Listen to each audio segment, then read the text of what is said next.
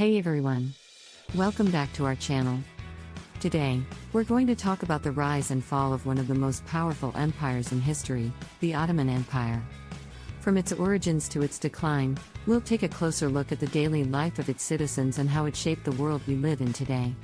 The Ottoman Empire was founded in the late 13th century by Osman I, a tribal leader from Anatolia, which is now modern-day Turkey. Under his leadership, the empire grew rapidly through conquest and diplomacy, expanding its borders and ruling over diverse cultures and peoples.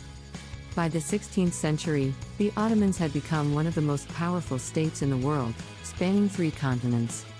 Despite its military might, the Ottomans were known for their tolerant and diverse society. Different ethnic and religious groups, including Christians and Jews, were allowed to practice their own beliefs and traditions under Ottoman rule. In fact, some of the empire's most prominent leaders and officials were non-Muslims. At the height of its power, the Ottomans were renowned for their magnificent palaces, mosques, and public buildings. They developed a distinctive architectural style, characterized by intricate geometric patterns and delicate calligraphy. The Grand Bazaar in Istanbul, the capital of the Ottoman Empire, was one of the largest and most vibrant markets in the world. However, like all empires, the Ottomans faced their fair share of challenges. In the 17th century, the empire began to decline, facing internal corruption, economic stagnation, and military defeats. The Ottomans were slow to adapt to new technologies and political systems, and by the 19th century, they were struggling to keep up with a rapidly changing world. Despite these challenges, the Ottomans continued to be a major player on the world stage until the end of World War I, when the empire was dissolved and replaced with modern Turkey. Today, the legacy of the Ottoman Empire can still be seen in the architecture, culture, and cuisine of many countries in the Middle East and Balkans.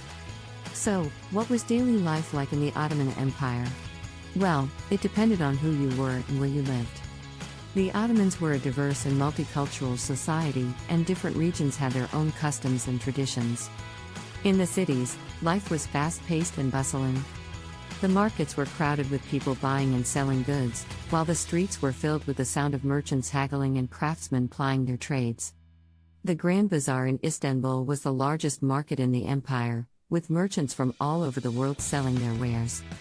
In the countryside, life was more relaxed, with farmers tending to their crops and animals.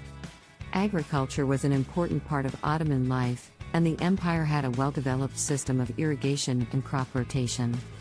The Ottomans were also skilled in animal husbandry, breeding horses, camels, and other livestock for transportation and food. Education was highly valued in Ottoman society, and schools were established throughout the empire. Boys and girls were taught to read and write, and many went on to study at universities in Istanbul and other cities.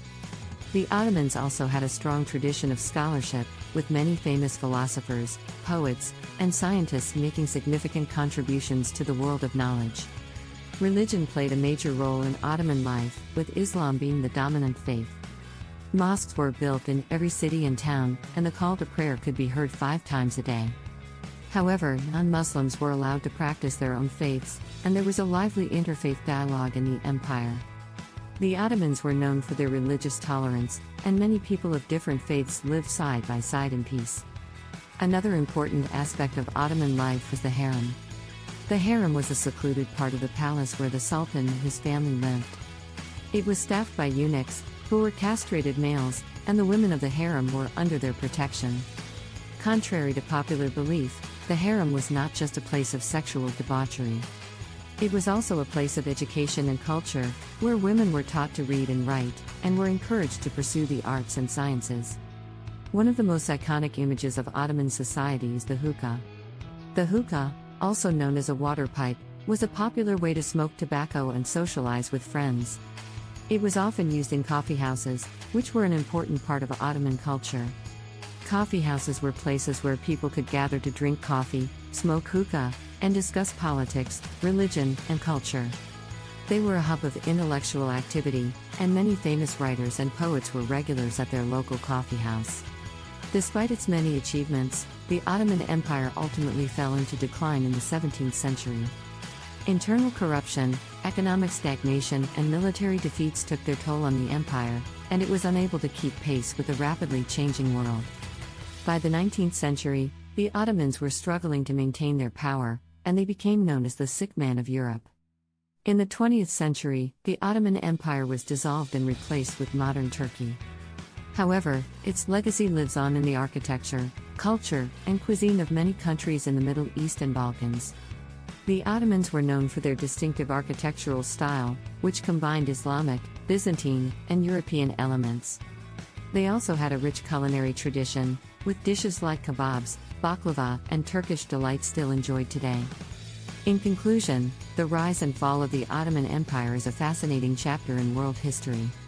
From its origins as a small tribal state to its transformation into a global superpower, the Ottomans left an indelible mark on the world. Their legacy can still be seen in the architecture, culture, and cuisine of many countries today, and their achievements continue to inspire people around the world. Thanks for watching. Don't forget to like and subscribe, as well as hit that bell so you never miss a single video, and we'll see you in the next one.